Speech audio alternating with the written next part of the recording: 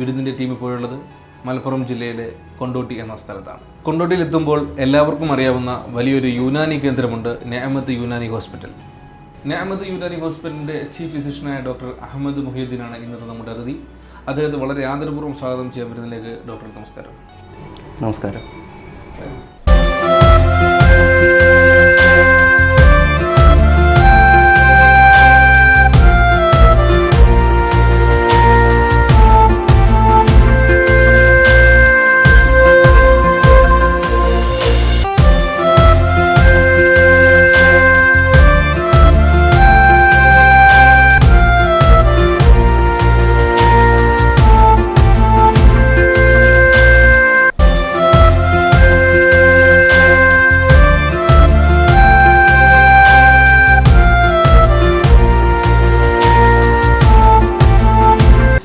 നിഅമത്ത് യുനാനി ഹോസ്പിറ്റലിൻ്റെ തുടക്കം എങ്ങനെയായിരുന്നു എന്നൊന്നും താങ്കൾക്ക് പറയാം? കൊണ്ടോട്ടിയിൽ 1986 നിഅമത്ത് യുനാനി ഹോസ്പിറ്റൽ സ്ഥാപിതമാകുന്നത്. പാരമ്പര്യ വൈദ്യനാണ്. പാരമ്പര്യമായിട്ട് ഞങ്ങൾ വൈദ്യ കുടുംബമാണ്.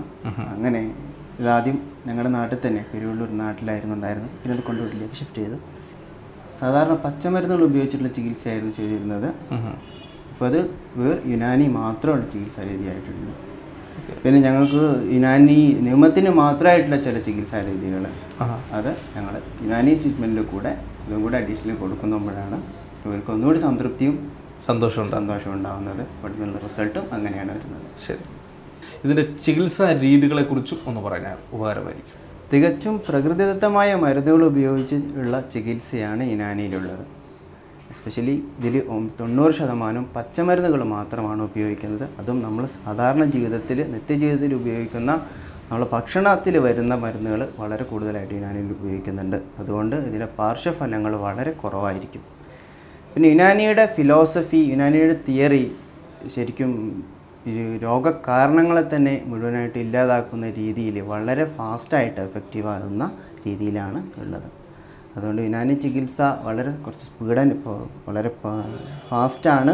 പിന്നെ രോഗത്തിൻ്റെ പഴക്കത്തിനനുസരിച്ച് ഏതൊരു ചികിത്സാ രീതിയിൽ പോലെ തന്നെ യുനാനിയിലെ ചികിത്സാ രീതിയിലും സമയമെടുക്കും.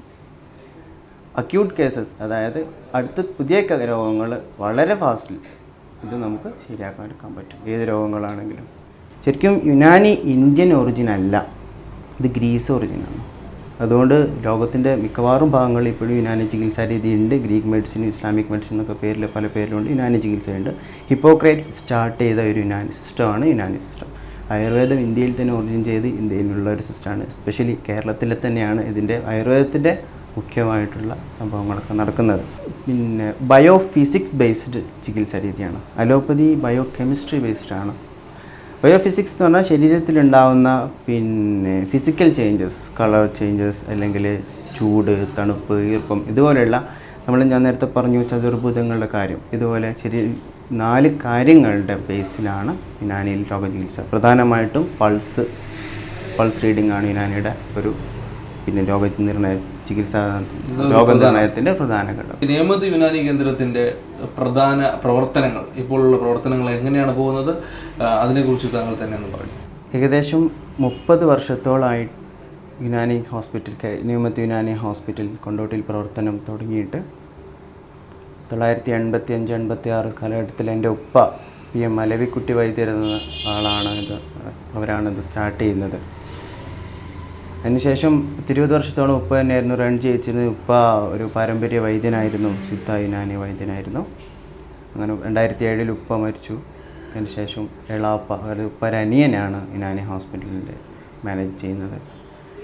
2012 ഞാൻ എൻ്റെ ഡിഗ്രി കോഴ്സ് കംപ്ലീറ്റ് ചെയ്ത് ഹൗസ് സർജൻസി കഴിഞ്ഞിട്ട് ഇവിടെ ജോയിൻ ചെയ്യുന്നത്. അതിനുശേഷം യുനാനിയിൽ നമ്മൾ കുറച്ചുകൂടി ശാസ്ത്രീയമായിട്ട് പുതിയ കാര്യങ്ങളൊക്കെ ആഡ് ചെയ്തിട്ട് യുനാനി ഹോസ്പിറ്റലിൽ നമ്മൾ മുന്നോട്ട് കൊണ്ടുപോകുന്നു. കൊണ്ടോട്ടിയിലെ പരിസര പ്രദേശങ്ങളിലും ഉള്ള രോഗികൾക്ക് ശരിക്കും നമുക്കൊരു ആശ്വാസം നൽകുന്ന രൂപത്തിലുള്ള ഒരു ചികിത്സാ രീതിയാണ്. അപ്പോൾ സാമ്പത്തികമായിട്ടും ഏത് രൂപത്തിലുള്ളതാണെങ്കിൽ നമുക്ക് അവരെ കൺസിഡർ ചെയ്തുകൊണ്ടുള്ള ഒരു ചികിത്സാ രീതിയും പദ്ധതിയുമാണ് നിയമത്തിനുള്ളത്. നമ്മളിവിടെ കൊടുക്കുന്ന പ്രത്യേക ചികിത്സാ രീതികൾ എന്തൊക്കെയാണ്, അതിനെക്കുറിച്ചൊന്ന് പറയും. നിയമത്തിൻ്റേതായിട്ടുള്ള കുറച്ച് മരുന്നുകൾ നമ്മൾ ഇതിൽ ഇൻക്ലൂഡ് ചെയ്യിക്കുന്നുണ്ട്. എസ്പെഷ്യലി ഞങ്ങൾ ഈ വേദനകളും നീരും വീക്കവും പഴുപ്പൊക്കെ കുറയാൻ വേണ്ടി ഉപയോഗിക്കുന്ന ചില പച്ചമരുന്നുകളുടെ ഉപയോഗിച്ചിട്ടുള്ള ചില പേസ്റ്റുകൾ, ഇത് ഞങ്ങളിവിടെ മാത്രം ഉപയോഗിക്കുന്നതാണ്. രണ്ടാമത്തെ കാര്യം, നമുക്കിവിടെ അവൈലബിൾ ആയിട്ടുള്ള മെഡിസിൻസ്, റോ മെറ്റീരിയൽസ് ഉപയോഗിച്ചിട്ട് നമ്മൾ തന്നെ മെഡിസിൻസ് ഉണ്ടാക്കുന്നുണ്ട്. അതായത് ഇവിടുത്തെ ആവശ്യത്തിനുള്ള നിയമത്തിൽ വരുന്ന രോഗികൾക്ക് കൊടുക്കാൻ നമുക്ക് തന്നെ ക്വാളിറ്റിയുള്ള പ്രോഡക്ട്സ് ഉണ്ടാക്കിയിട്ട് അത് കൊടുക്കുന്നു. അത് യുനാനി ക്ലാസിക്കൽസ് ആണ്. ചില മരുന്നുകൾ നമ്മൾ പാരമ്പര്യമായിട്ട് ഉപയോഗിക്കുന്ന ഇവിടെ മാത്രമുള്ള മരുന്നുകൾ ഏതാണെങ്കിലും അത് നമ്മൾ ഇവിടെ നിയമത്തിൽ തന്നെ ഉണ്ടാക്കി, നിയമത്തിൽ തന്നെ നിർമ്മിച്ച് ഇവിടെ വരുന്ന പേഷ്യൻസിന് കൊടുക്കുന്നു. അതുകൊണ്ടുള്ള ഗുണം പേഷ്യൻസിന് ഉറപ്പായിട്ടുള്ളൊരു റിസൾട്ട്, അതുപോലെ നമുക്കൊരു സാറ്റിസ്ഫാക്ഷൻ. മരുന്ന് കഴിക്കുമ്പോൾ ആ കോഴ്സ് നമ്മൾ പൂർത്തിയാക്കുമ്പോൾ അതിൻ്റെ ഇടയ്ക്ക് വരുന്ന പഥ്യങ്ങൾ, ഇപ്പോൾ ആയുർവേദത്തിലാണെങ്കിൽ പഥ്യങ്ങൾ എന്ന് പറയും, ഈ ഒരു യുനാനി ചികിത്സയുടെ അതിന് പ്രത്യേക പേരുകൾ ഉണ്ടെങ്കിൽ അതെന്താണ്, പഥ്യങ്ങൾ ഉണ്ടെങ്കിൽ അതിനെക്കുറിച്ചൊന്നും പറയും. ഓക്കെ, എനിവേ, അതായത് മരുന്ന് കഴിക്കുമ്പോൾ ഈ മരുന്നിൻ്റെ എഫക്റ്റ് കൂട്ടാൻ അല്ലെങ്കിൽ ഈ രോഗത്തിന് എതിരായി വർക്ക് ചെയ്യുന്ന പല ഭക്ഷണങ്ങളോ അല്ലെങ്കിൽ പദാർത്ഥങ്ങളൊക്കെ ഉണ്ടെങ്കിൽ അതിനെ നമ്മൾ അവോയ്ഡ് ചെയ്യുക. ആ രീതിക്കാണ് നമ്മൾ പഥ്യം എന്ന് പറയാം, വിരുദ്ധാഹാരങ്ങൾ എന്നൊക്കെ പറയുന്ന സംഭവം. എനിവേ, യുനാനിയിലെ പഥ്യങ്ങൾ വളരെ കുറവാണ്. അതായത് ഒരു വ്യക്തിക്ക് അയാളുടെ രോഗം നിർണ്ണയിച്ചിട്ട് അയാളുടെ ഭക്ഷണ രീതിയിലും അല്ലെങ്കിൽ സാധാരണ ജീവിതത്തിൽ എന്തൊക്കെ ഭക്ഷണങ്ങൾ അല്ലെങ്കിൽ എന്തൊക്കെ പദാർത്ഥങ്ങൾ അയാൾക്ക് ആവശ്യമല്ലാത്തതുണ്ടോ അത് മാത്രം യുനാനിയിൽ ബാൻ ചെയ്യുന്നൊരു സിസ്റ്റം. അത് ആവശ്യമാണെങ്കിൽ മാത്രം. സാധാരണ ഡോക്ടർമാരോ അല്ലെങ്കിൽ സാധാരണ സിസ്റ്റങ്ങളിലൊക്കെ ഉള്ള പോലെ എല്ലാ സാധനങ്ങളും ഒന്നിച്ച് ഇല്ലാതാക്കുന്ന അല്ലെങ്കിൽ അങ്ങനെ സ്ട്രിക്റ്റ് പഥ്യം കൊടുക്കുന്ന സിസ്റ്റമൊന്നുമില്ല. ആവശ്യമുള്ളത് മാത്രം ഒഴിവാക്കുക. വളരെ കുറവാണ് പഥ്യത്തിൻ്റെ സിസ്റ്റം. പഥ്യത്തിൻ്റെ അത്ര കടുംപിടുത്തം കുറവാണ് യുനാനിക്ക്. ഫ്യൂച്ചർ പ്ലാനുകളെ കുറിച്ച് പറയുകയാണെങ്കിൽ എന്താണ് താങ്കളുടെ മനസ്സിലേക്ക് വരുന്നത്?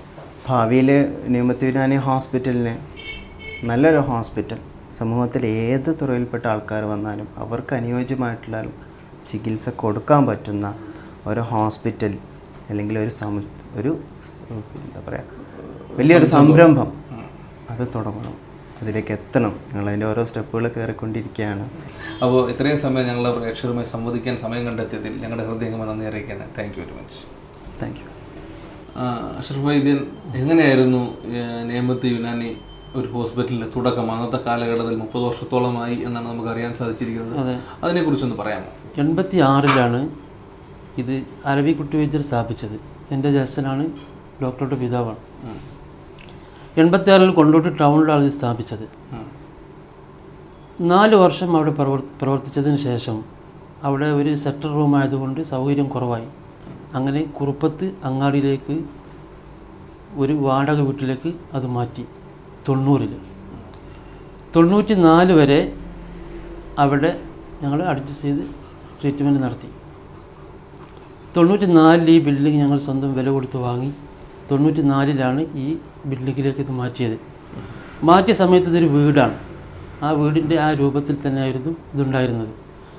പിന്നെ 2007-ലാണ് അരവിക്കുട്ടി വൈദ്യർ മരണപ്പെട്ടത്. മരണപ്പെട്ടതിന് ശേഷമാണ് ഞാനിത് ഏറ്റെടുത്ത് നടത്തുന്നത്. 90 മുതൽ ജ്യേഷ്ഠൻ്റെ കൂടെ ഞാൻ ഇതിൻ്റെ എല്ലാ പ്രവർത്തനത്തിലും ഉണ്ടായിരുന്നു. പ്രധാനമായും യുനാനി ആയുർവേദം എന്നൊക്കെ പറയുമ്പോൾ ഈ ബോഡി പെയിനുകളാണ് കൂടുതൽ നമ്മളെടുത്ത് വരിക. പിന്നെ നടുവേദന, പുറം വേദന, ഷോൾഡർ പെയിന്. ആയുർവേദത്തിൽ അതിന് വ്യത്യസ്ത പേരുകളുണ്ട്.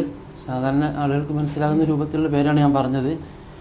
പിന്നെ അതുപോലെ പൈൽസ്, പിന്നെ ഉദര സംബന്ധമായ അസുഖങ്ങൾ, അലർജി, ചർമ്മരോഗങ്ങൾ, ഇതൊക്കെയാണ് കൂടുതലും നമ്മളടുത്ത് രോഗികൾ വന്ന് കംപ്ലൈൻറ്റ് പറയുന്നത്.